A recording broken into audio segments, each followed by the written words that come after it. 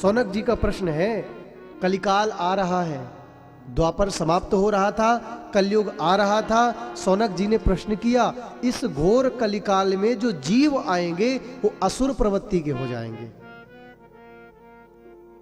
दया नहीं होगी, इतना कठोर दिल होगा। अभी देखो ना कैसी कैसी घटनाएं आए दूसरे दिन सुनने को मिलती हैं।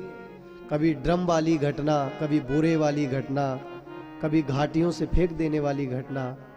ये सब जो हो रहा है, पहले लिख करके गए। प्रश्न तो जरा सुनो, कितना कितना प्यारा प्रश्न है सौनक जी का। इह घोरे कलौ प्रायो जीवस्यासुरतां गतः। और भैया क्लेश, सौनक जी कहते, सूत जी आजकल घरों में क्लेश हो रहा है। कल युग, इसका क्या नाम है? कल युग। और कलयुग किसका युग है? ये कलह का युग है। कलह होने में आजकल समय नहीं लगता, लगता है? कलह होने में समय नहीं लगता।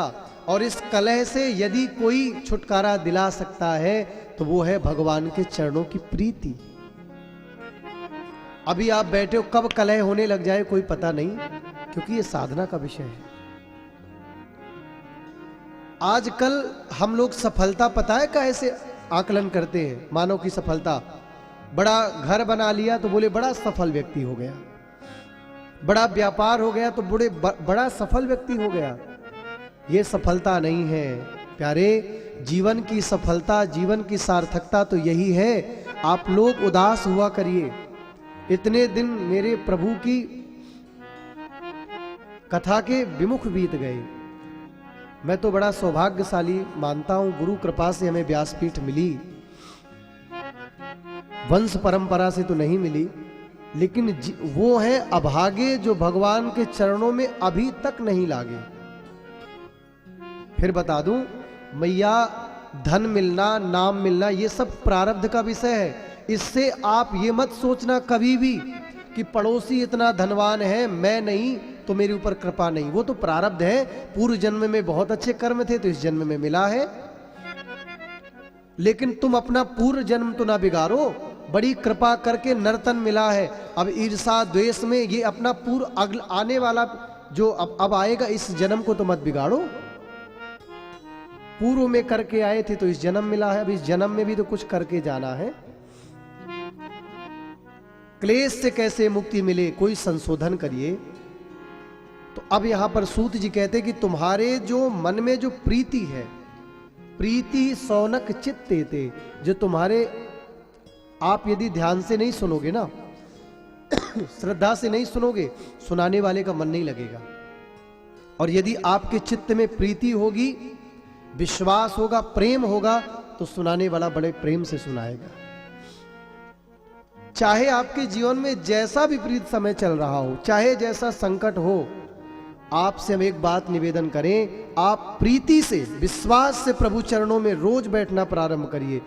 जिस क्षण बैठेंगे उसी क्षण से धीरे धीरे धीरे धीरे कटना प्रारंभ हो जाएगा। बुरा करोगे तो पुण्य जाएंगे और अच्छा करोगे तो पाप कटेंगे। एक घड़ी आधी घड़ी, आधी में पुनियाद, तुलसी संगत साधु की हरहि कोटि अपराध।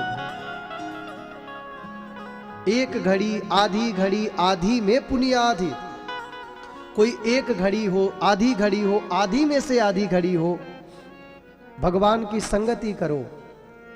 अब ये बात आती है, कोई बहुत पूजा पाठ करता है फिर भी फल नहीं मिलता, तो किसी को दोषी मत बनाओ।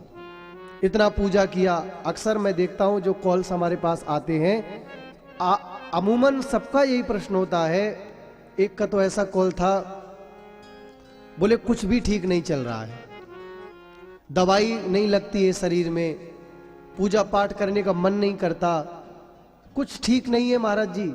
हमने उनसे एक बात कहा, अगर कुछ ठीक नहीं है तो तुम ये निश्चित मानो कि तुम पूर्व जन्म में कुछ भी ठीक करके नहीं आए हो। बोले अब क्या करें? मैंने कहा भैया अब रोने से काम नहीं चलेगा। भाई उससे बड़ा न्यायाधीश कौन होगा? वो अन्याय करता ही नहीं है। एक डाल दो पंछी बैठा, एक गुरु और चेला।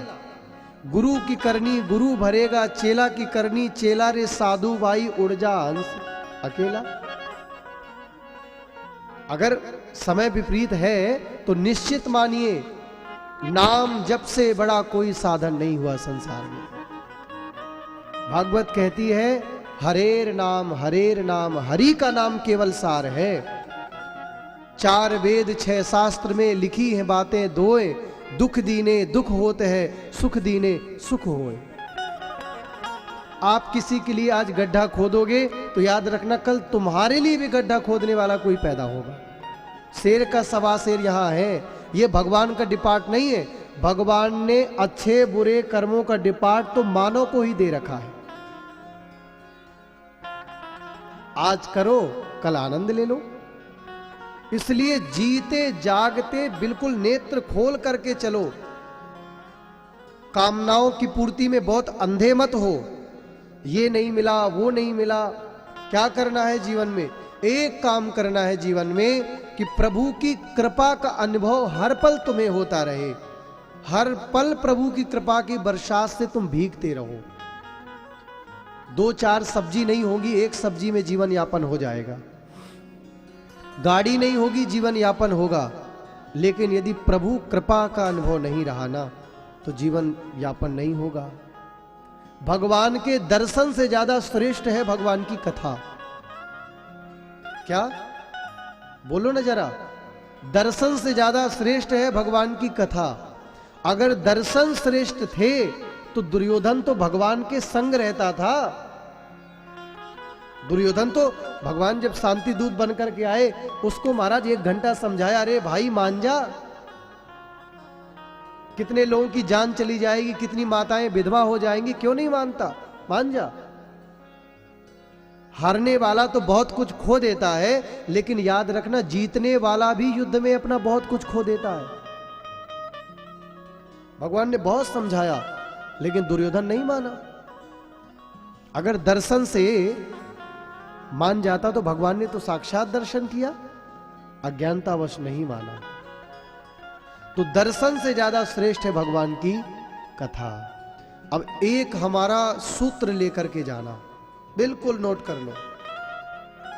कागज में नहीं, दिल में नोट करो। कागज में नोट करोगे भूल जाओगे। नकटी सुनार के यहां और नास्तिक भगवान के यहां, इन दोनों के जाने का कोई अस्तित्व नहीं है। क्या? नकटी सुनार के यहां और नास्तिक भगवान के यहां, इन दोनों व्यक्तियों का कोई अस्तित्व नहीं है संसार में। तुलसी जगदीश की भक्ति बिना जैसे सुंदर नारी की नाक कटी है। किसी व्यक्ति की नाक ना हो और नाक की नथनी पहनने के लिए सुनार के पास जाए तो सुनार क्या करेगा? कैसे पहनाएगा? नाक ही नहीं है। ये बिल्कुल सूत्र तो नास्तिकों को तो कोई नहीं समझा पाया। बताइए माता जी, कोई समझा पाया है? हाँ, बड़े बड़े मेडिकल साइंस वाले आ गए, साइंस आ गई। साइंस ने तो बहुत ज्यादा मानवों को भटका दिया है। साइंस कहती है सबसे पहले बंदर थे, मानव पहले बंदर था, साइंस कहती है। लेकिन हमारा अध्यात्म कहता, हमारे ग्रंथ शास्त्र कहते हैं कि प्रथम मानव के रूप में स्वयंभू मनु जी का आगमन हुआ है। हम सब मनु की संतान, इसलिए हम सब मानव कहलाए।